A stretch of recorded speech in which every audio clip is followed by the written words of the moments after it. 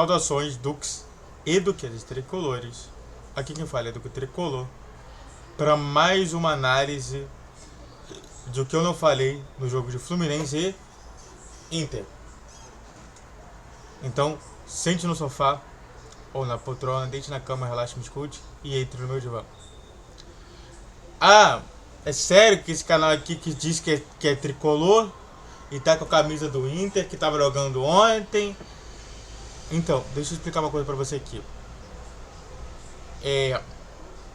Eu continuo sendo tricolor. Essa aqui é a minha única camisa mesmo que eu tenho do Internacional. E é a única que eu vou ter mesmo. Não é nem verdadeira, é falsa. E mais importante disso tudo, minha mãe é internacional. Então tanto que eu nem comemorei os gols. Todo mundo lá comemorando e eu só assim, só fiz isso aqui, ó. E acabou. Quando você entende que há mais coisa relevante do que propriamente dito futebol, aí você vai entender. Dito isso, vamos falar sobre isso, sobre algumas coisas aí. Eu coloquei aqui, eu tive que colocar esse ponto porque foi interessante. Acontecimentos ao redor do jogo, tá? E aí, novamente, eu vi muito mais jornalistas do que o normal. Isso é fato. Menos do que deveria, até porque já tinha feito uma coletiva, já tinha feito algumas perguntas, algumas respostas. E se viu dentro da própria coletiva que não é bom, sabe? Uma coisa que é muito triste, que foi muito triste ali naquela coletiva com o Diniz, foi justamente o meio que se deu. Cada jornalista só pode fazer uma pergunta, às vezes duas, mas era só realmente se abrisse uma sessão da exceção. Então realmente olha só como que é. Nem os próprios jornalistas têm acesso a realmente ter uma coletiva legal com o Fernando Diniz. E aí depois ninguém entende do porquê existe tanta inimizade do torcedor do Brasil com a própria seleção brasileira. Tudo bem. Um outro acontecimento que também veio a ocorrer foi uma briga no estádio de um homem e de uma mulher e que os dois acabaram sendo expulsos. É isso que eu estou te falando, cara. Eu chego no estádio na maior tranquilidade possível. Eu às vezes eu escuto algumas coisas que eu discordo completamente. Mas eu não vou chegar lá e falar assim, discordo de você, seu idiota, seu imbecil. Não faço isso. Até porque eu tô nem aí. A pessoa que não quer saber da verdade nem tá no meu. Primeiramente, não tá no meu canal. Segunda coisa, não tá justamente dentro da minha área, que é da psicologia. Dito isso, vamos falar agora sobre jogadores. E é claro que a gente vai falar sobre Fábio. Fábio, que realmente foi um dos personagens pilares dessa vitória de 2-0. O Fábio teve que fazer ótimas defesas. E de novo, ele só não foi o jogador de destaque, que o jogador de destaque foi o Keno, porque o Keno foi muito bom. Mas é de novo aquela situação de tipo, venceu, mas não convenceu. Em nenhum momento me convenceu justamente nisso. Se te convenceu, reveja o jogo. Eu não me convenci. Aliás, foi até interessante ver esse jogo de Fluminense Internacional, porque primeiro, eu não estava torcendo para ninguém.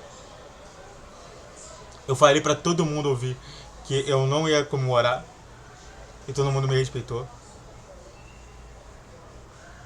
Muito por conta desse respeito, muito por conta do meu tio avô, que realmente tá mal. E realmente eu só fiquei pensando assim, cara, cada gol que o Internacional sofria era muito ruim pra mim. Me dava mal, ficava mal. Mas o Fábio, de fato, novamente sendo um dos melhores de campo, se não for o melhor, porque não foi o melhor por conta do Ken. Léo Fernandes e Ione, Ah, mas os dois nem apareceram, nem tiveram no jogo. A questão não é aparecer. A questão é justamente factual.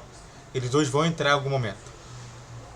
É de fato que se forem colocados na posição que eles gostam, nesse caso o Ione vai ter que ser deslocado, vai dar muito problema para um tal de John Arias e para um tal de Keno.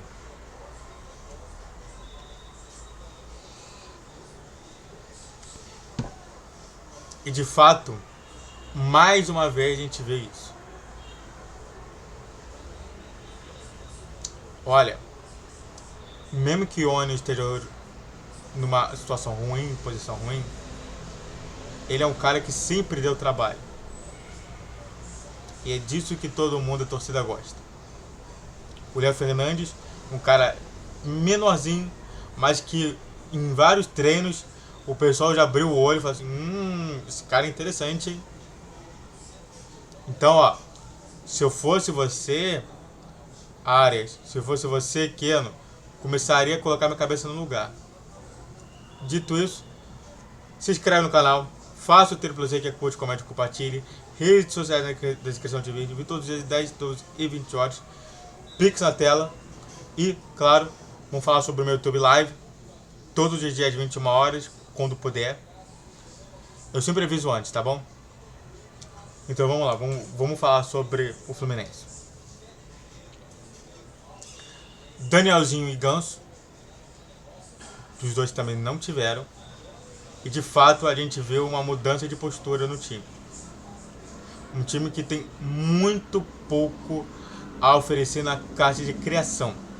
Tanto que realmente os 2 gols do Fluminense, um foi justamente uma bola sobrada pro Cano, ou seja, não foi mérito do Diniz, foi muito mais desmérito do foi desmérito do time do Internacional do que propriamente dito mérito do Fernando Diniz, porque o Fernando Diniz colocou e fez tal situação que gerou esse gol. Não. Então, de fato, o que eu senti muito foi um problema grave no meio de campo, faltando uma pessoa. Diversas vezes, a gente estava precisando de mais um, e diversas vezes isso daí gerou até problema de chutão.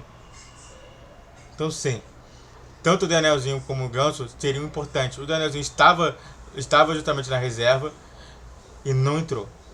Eu queria que tivesse entrado no lugar do Lelê pra gente sentir como é que tá sendo o Danielzinho hoje. Arias e Keno. Aí está falando de 2 jogadores, um que entrou e o outro que ficou faltando. Que é justamente isso. Se eu falei de Léo Fernandes e Ione, eu tenho que falar também de Arias e Keno. Arias que foi expulso de uma forma burra. E aliás, ele foi expulso com vermelho. Já tendo 2 cartões amarelos, e se tomar o 3º cartão amarelo no jogo contra o Flamengo, tá fora do próximo jogo. De novo. Sabe? Um cara que não costumava realmente a se tornar esse tipo de situação, a se tornar sempre um jogador calado, meio do nível do Conca. Porque o Conca apanhava e ficava quieto. O Arias fazia isso. Alguma coisa mudou. Como também alguma coisa está mudando com o Keno. Que o Keno agora está vendo que ele não vai ser o cara absoluto. E que provavelmente esse Léo Fernandes vai com certeza colocar um ponto de interrogação enorme nele. E o Arias tem que se tocar. O Ione pode não ser o grande jogador, mas olha, ele costuma ameaçar muito o posto de gente que tá ali em cima. Então, ó, fique de olho, hein? E por último, o Fernando Diniz, de novo, realmente atacando tudo a todos.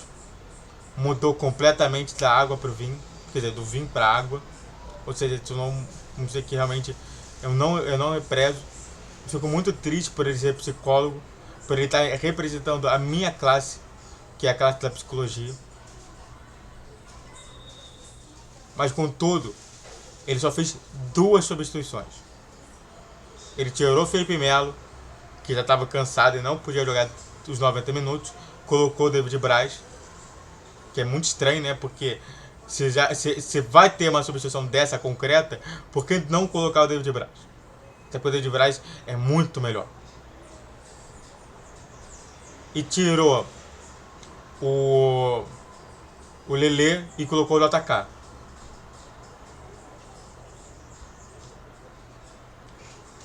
A pergunta que você faz necessária é: o JK é o quê? Que eu falei justamente do Ariel Fernandes, eu já falei do Ione, eu já falei do Ares e do Keno, que provavelmente vai ser os pontos que vão disputar a posição, e o JK, e o Isaac, e o João Lourenço. Sabe? E o Pirani vai sobrar onde? E o Lelê? Vai ser o quê? Centroavante? Vai jogar sempre como segundo atacante quando estiver mudando de posição? Isso tudo precisa ser resolvido. Mas até agora, eu não vejo justamente um time estável que a gente realmente possa falar: esse time aqui é o titular. Muito longe disso. Talvez ele age. Eu torço muito por isso.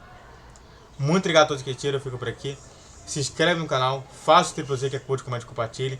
Redes sociais na descrição de vídeo. Todos os dias 10, 12 e 20 horas. Pix na tela. Saudações tricolores.